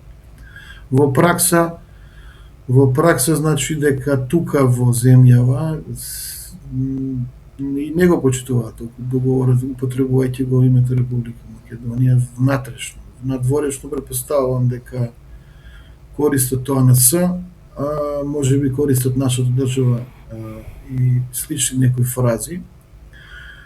Така што на многу во ниска точка сме моментално. Во однос на кажете. Да, поведете. Па во однос на тоа да си го вратиме и дигнитетот, и идентитетот, и името сме на ниска точка. Но да видиме. Околностите се менуваат, се е можно. Зависи од волјата на политичарите, председателката исто така, премиерот и председателката исто така. Во односи со Албанија, ние со Албанија реално имаме многу мал контакт, тоа заради комунистичката историја затвореноста на Албанија и транспортните коридори и културните врски што биле пресечени. А имаме од двете страни на границата население кое што е македонско или барем зборува македонски, се некои од нив може и албански се идентификуваат.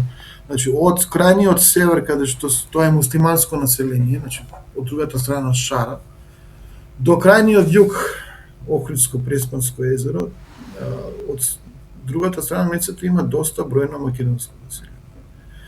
Македонците во Албанија македонците во Албанија се асимилираат во огромна мера, значи тие не живеат само во овие региони, туку живеат скоро и секаде, вклучително и големите центри како Драч, Дурас и Тирана. Но се асимилираат брзо и лесно, како што и впрочем се асимилираат брзо и лесно македонците во Србија.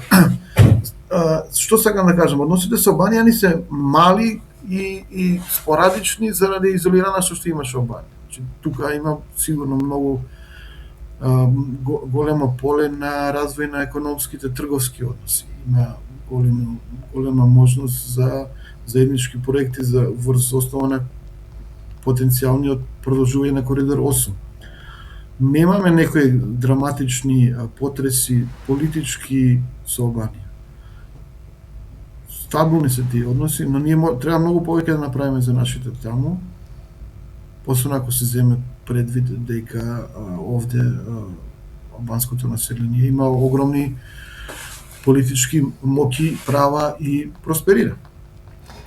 Во односите со Косово, тие се тешки и деликатни, комплицирани и непредвидливи заради партиите на албанците тука, кои што имаат посебни односи со партиите на албанците таму. И битно е кој е на власт како помал партнер на албанците во Македонија во коалиција и кој е на власт во Косово. Ако тие се во добри односи, тогаш супер. А ако не се, и индиректно и македонската влада трпи и има проблем. Меѓутоа со не сме имале 2001 како епизода, сме имале она епизода во Диво населје во Кумана во 2015 како епизода. Имаме убиство на рибари, деца, младинци, тоест во Смоковско езеро, избегани таму, не предадени тука, значи доста теми кои што се деликатни, за кои што реално имаме проблем. Со Србија имаме пријателски односи, меѓутоа треба да сватиме дека Србија е моментално прагматична и не знаеме дали тоа ќе остане така.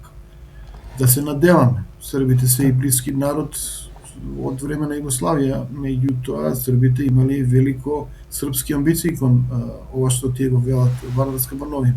Сега за сега не, сега дури нешто со црквата се обидува да направат.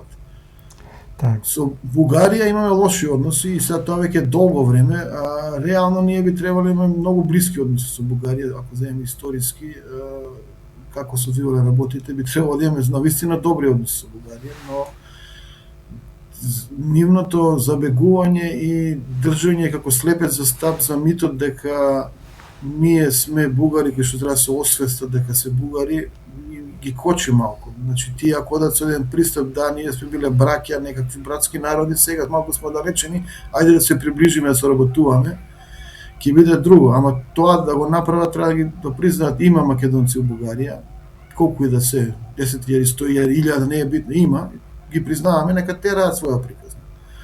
Тоа ли го направат, може да се спроведат работите. Меѓутоа вака, бидејќи се први влезени во ЕУ, дека се помоќни од безбедносен аспект на Црно море излегуваат, имаат индустријски капацитети кои што работат за Украина, имаат бази на НАТО ќе развиваат и така натаму, ќе користат таа моќ и нема лутање тука. Тоа е тоа, ќе користат моќта, се обидуваат да направат проекција, во принцип имаат некој план.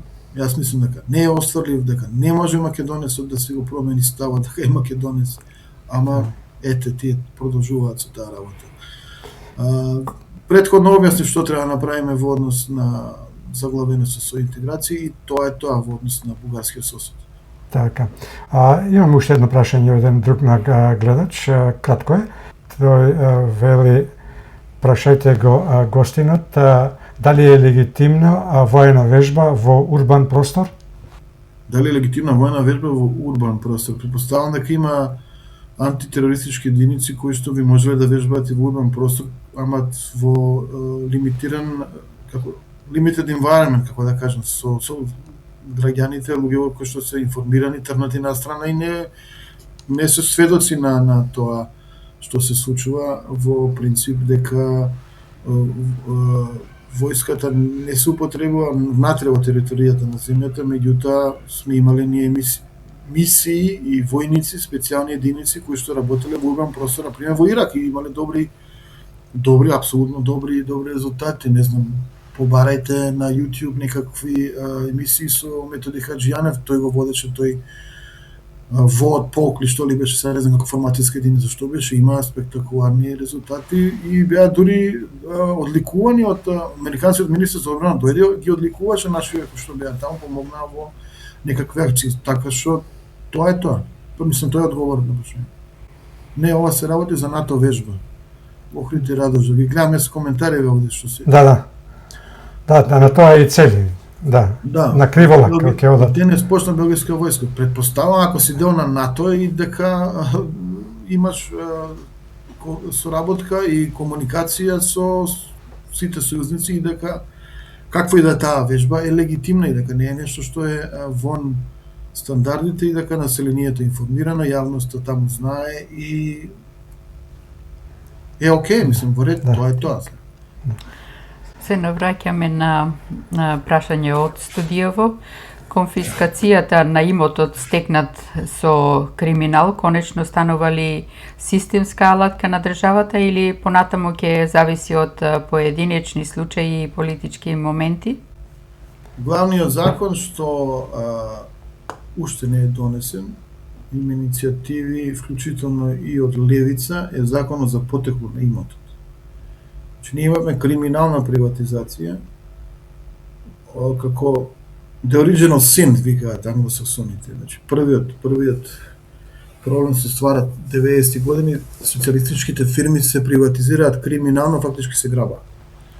Понатаму, секоја влада има такви коруптивни действија, веќе ја спомнавме сделката со Окта на владата на Георгиевски. Меѓутоа, секоја влада има такви криминални и коруптивни действија, што законот што го споменавте е само еден врв на ледот на сантата, како што се вели. Значи, тоа е многу битно да се направи, за да имате поредок кој што луѓето ќе сватат дека е базиран на закони и процедури, а не на моќ на политичари да договараат, преговараат и така натаму. Овие предходниве, кога си одеа кога се сватија дека паѓаат од власт, значи предходната влада на ДУИ со СДСМ, го сменија кривичниот законник, за да делата по кои што би се суделе всушност застаруваат и не бидат процесуирани. Дури и Европска унија го даде тоа како една од првите задачи на оваа нова влада. Вратете го, сменете го кривичниот законник. Значи, што ми е поентава? Политичари многу често, не само тука, не само во Македонија, не само во Балканот, не само во Европа, па и таму во Австралија и секаде, се многу препредени, многу се паметни во собственото покривање на нелегалните и коруптивните сделки. Во принцип, има една српска поговорка: врана врани, очи не вади. Значи, политичариве сами себе си се штитат. Овој крадел, добро, не го чепкам, ама и јас сега малку ќе крадам, малку моја се ќе тера. Па овој ќе се врати на власт и ќе прекјути, и така има уште една балканска поговорка со Мурто и Курто, кога еден ќе јава, па другиот ќе јава. Значи, во принцип, тоа е волшебен круг што треба да се разбие, пробие, ако сакаме да одиме напред. Колку има волја оваа влада да оди до крај. Кога беа во опозиција ВМРО, ДПМН, скоро секој дневно вадеа афери, пасоши на криминалци Оливер Спасовски, на цари на фирмите на Љупчо Путерот, Љупчо Николовски, нелегално дозволувале увоз на стоки и така натаму. Заев ова го направил, Заев она го направил. Значи, постојано имате 4 години или 6 години или колку да години во опозиција, вадите афери. Некои афери се точни, некои афери не се точни. Може и најмногу не се точни, најмногу се, да речеме, сомнежи за афери. Меѓутоа, треба да ги најдете аферите што се точни, и да ги што процесирате. постојала корупција и кршење на закон, и тие луѓе да ги процесуирате, да ги обвините, да ги судите, и ако се докаже дека се да ги ставите во затвор. Сега имало проблем СДСМ и ДУИ се ставиат своји обвинители, своји луѓе во судски совет. Да, имало проблем. Тоа се некадарни, лојални на мафијата и на корумпираните политички елити луѓе. Ама и тоа се средува. И тоа се средува постепено. Се има оглас за нов државен обвинител. Ќе видиме каков ќе биде, како што ќе се случи. Меѓутоа, поентата дали имате волја да делувате или не. 2 години поминаа скоро 2 години, години 8 месеци откако оваа влада е на функција.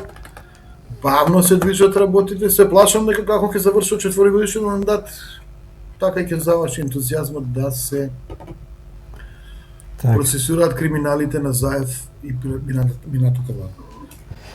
Како се обезбедува конфискацијата да не биде селективна, односно да важи подеднакво за сите, без разлика на политичката или економската моќ? Па тоа е многу тешко прашање како да се обезбеди. Во услови какво што ние државата тука и какви се другите држави во регионот. Значи ние сме далеко од тоа да имате вие владење на право и да секој се третира еднакво без разлика на етничка, религијска, партиска или семена овакво поврзаност. Во принцип законите постојат и постоеле и закон за потекло на името, ако сакате да знаете, имало и во време на СРМ, Социјалистичка република Македонија. Замисли, во време на комунизмот сватиле луѓето дека некој од комунистичките величини малку забегал, некој имал и вила, и куќа, и не се знае како ги стекнал тие, па имало закон за потекло на името. Значи, сакам да ви кажам, закони имало во различни системи. Закони има во Кина не е демократија, ама гледаме дека таму кој да бил во корупција дебело е загрозен, па некој со смртна казна. Значи, поентава е како функционира системот. Системот мора да функционира така што има отчет кон јавноста, што е спроведено, што е донесено, што е направено, како е направено, квалитетно ли е, не е квалитетно. Како да ги оценуваме сега сите овие министри? Што ако се шетам од Сунски? Што фајдеме ние од тоа? Значи, видете ја програмата, затоа ви викам, на владата. Може треба да се шета, може програмата да се шета на разни форуми и самити да се среќава таму, да се слика и да кажува браво, ние сме за вас и со вас. Но, поентава е, секоја влада и председател доаѓа на власт со некава програма. Треба да се чита таа, да се провери што ветиле, што испорачале, што не испорачале. Казната ќе биде или политичка, аут ќе бидат, нема да е на власт, нема да функционира. Или законска. Ако тоа што го правиле, него законски го спровели, ќе треба да се сработи со обвинителство, со суд и да се стават вапси. Што практично значи ова за граѓаните? Дали конфискацијата може да ја врати довербата дека криминалот на вистина не се слушаат за ова прашање, да се извинам што за прекинав. Граѓаните си имаат, секој си има своји проблеми. Ова се апстрактни теми. Как обичен граѓанин појма нема дека има ваква тема. Обичен граѓанин мака мачи секојдневно, тука инфлацијата е сигурно како и вашата инфлација. Платите се, може да претпоставите како. Секој крпи ден за ден. Ден за ден. Значи, овие теми се теми кои што не допираат до 99% од луѓето не допираат. Овие теми се тема на дискусија на луѓе што се во политика, што природно се заинтересирани, луѓе кои што се околу политиката, значи не знам, академија, think tank, заедница, новинари и толку. Колку ваквиот пристап е узогласен со европските стандарди и дали токму ова е делот што Европската Унија најако го очекува од нас во борбата против корупцијата? Скроз, значи, ви кажувам, за да сте имале амбиција да бидете дел на ЕУ, 30 години ги усогласувате законите. Мислам дека нашите се поусогласени, значи како да кажам, поусогласени сме поблиску сме во правна смисла од Црна Гора и од Албанија. Значи тие се лидери, да, лидери се. Затоа што им рекле може да преговарате, не се преговара, ви кажав. Значи и сега тие преговараат, па закони во оваа област толку им се согласни, толку не се. Ние не преговараме, сме полусогласни. Така што сигурно дека се ова законски е ставено во рамките на европската легислатива, а и да не, ако е далеко од европската, тие креваат црвено светло и едноставно го нотираат и кажуваат не може да одите напред ако не го донесе тој закон. Така што јас не сум, не може 100% кажам, сигурен сум дека тоа согласен. Ви благодариме, господине Даскаловски. Ни беше чест и задоволство што бевте наш гостин во Македонски корени.